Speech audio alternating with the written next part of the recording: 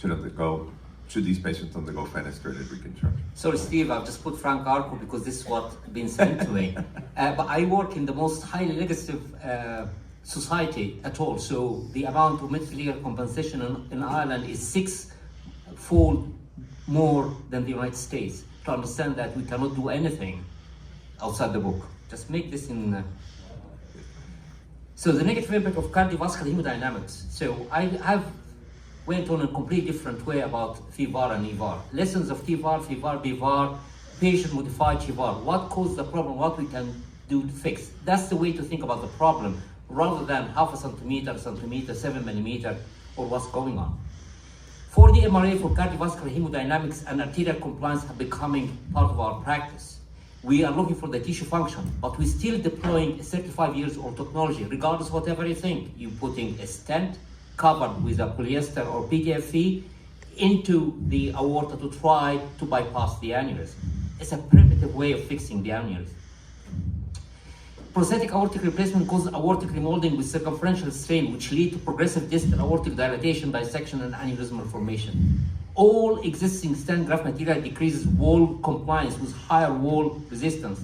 Aortic stiffness is a strong predictor of future cardiovascular events and all-cause mortality. Reducing the profile of delivery system to make technology more amenable to percutaneous access, thereby expanding customer base to other interventionalists, compromise fundamental science behind the design of a good endograft, and jeopardize long-term durability with negative cardiovascular consequences. I am part and member of the open group. I love doing my open surgery. No problem at all. Transfix the left renal, do partial clamping, wedge your left renal in or your right renal in, or implant both renal, doesn't matter. We could do all of that, no problem, and the patient will go home within 5 to 7 days. However, patient hates the idea of surgery. And that's why we need to move to the complex EVAR, BEVAR. Now we're talking about the endoleak for the BEVAR. It's very common, we call it type 2 endoleak, where you have an endoleak, you don't know what's coming on, because the main body is smaller, doesn't touch the aorta side to side. And this type O endoleak will disappear in 6 to 8 weeks. Do not trace it, it will disappear. And we started to understand the complexity of the situation and the hemodynamic because of the AI that we have.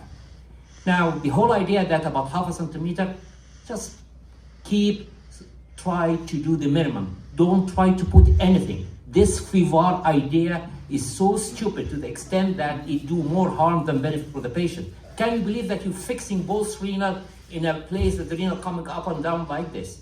It's just out of the physiological nature.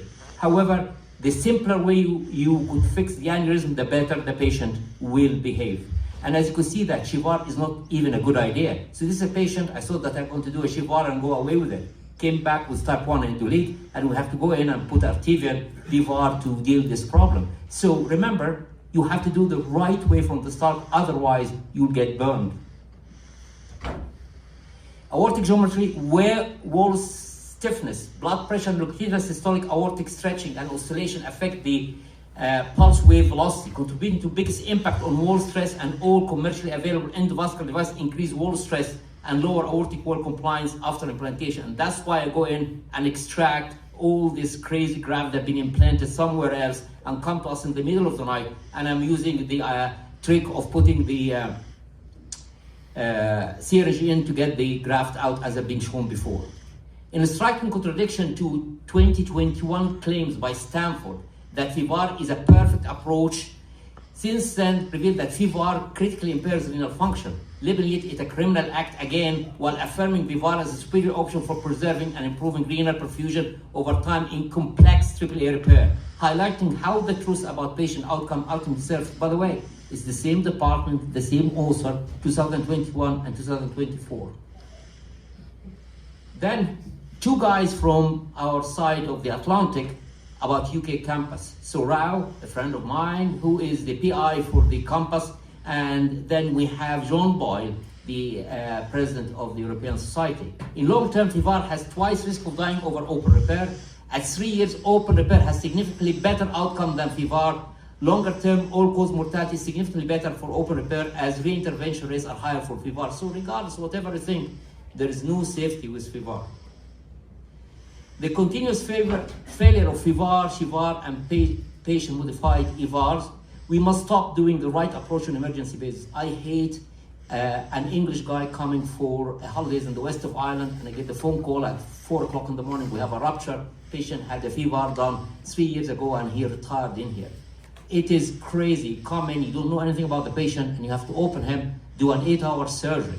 This has to stop, and we have to do the right approach from the start. So we took all of that. Again, we use general AI. Still, I haven't shown you anything about super AI. I'm going to show that for you tomorrow to see exactly what's this recurring pattern going to do to the results.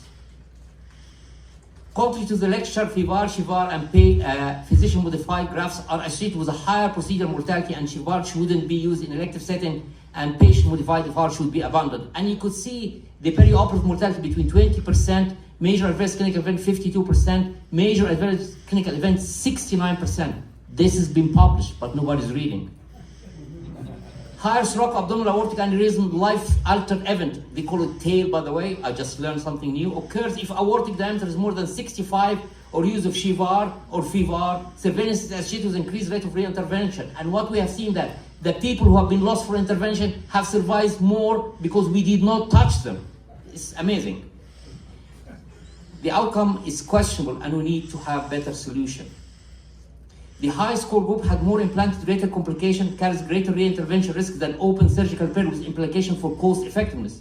What drives me crazy is the intervention radiologist in the MDM. You see a type 2 in delete, he just go crazy as if he's a wolf, have seen a bone. He wants to do something. To which everybody knows that doing anything to type 2 in delete is waste of time and money. Then we did more through using the machine learning, have shown that the large AAA have a higher all-cause mortality, complication, radiation index, and reintervention than those with smaller aneurysm, and questioning the wait and see policy to 5.5 millimeter. High-risk patients have poor long-term survival with 15% mortality. High long-term cost of 64,000 versus 42,000 for complex VEVAR versus open surgical repair due to frequent reintervention and imaging. So we have to understand what we need to do from the start. Early intervention should be prioritized over costly, low-yield surgeries. Spending on repeated VEVAR for frail, elderly sarcopenic patient is fiscally irresponsible, and healthcare funds shouldn't sustain futile intervention in patient living on a borrowed time. Then we looked in a more deeper way about what's going on. The adverse hemodynamic alteration post-FEVAR and CHEVAR is a major concern. Best solution in the short term is to reduce the stented length of the aorta, while in the longer term encourage continuous improvement in stent graft material and design. TEVAR and FEVAR patients have significantly higher post-operative pulse wave velocity than those undergoing open aortic repair due to loss of aortic wave propagation and plasticity, increasing cardiovascular major adverse clinical event.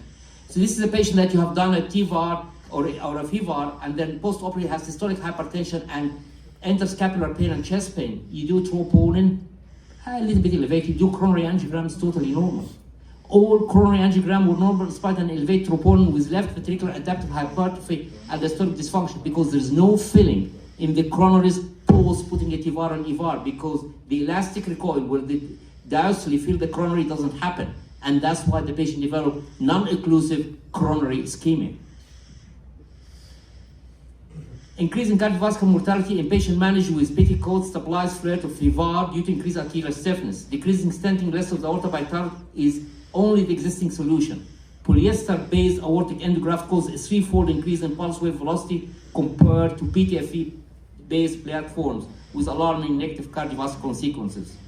Mr. Chairman, ladies and gentlemen, performing costly complex AAA intervention on frail, high-risk patients, especially females with complex anatomy, wastes taxpayer money. FEVAR offers better short-term survival, but long-term durability is inferior to open surgical repair.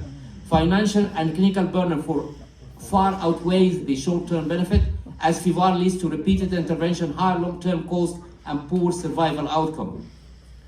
Aorta is a functional organ that should be respected and not eliminated, as regional aortic bioarchitecture varies considerably. Next generation devices must restore aortic compliance to reduce cardiovascular negative hemodynamics. We recommend through the AIL and deep machine learning to repair AAA at 5 mm or lower to avoid losing simple FEVAR end solution, enhance long-term outcome.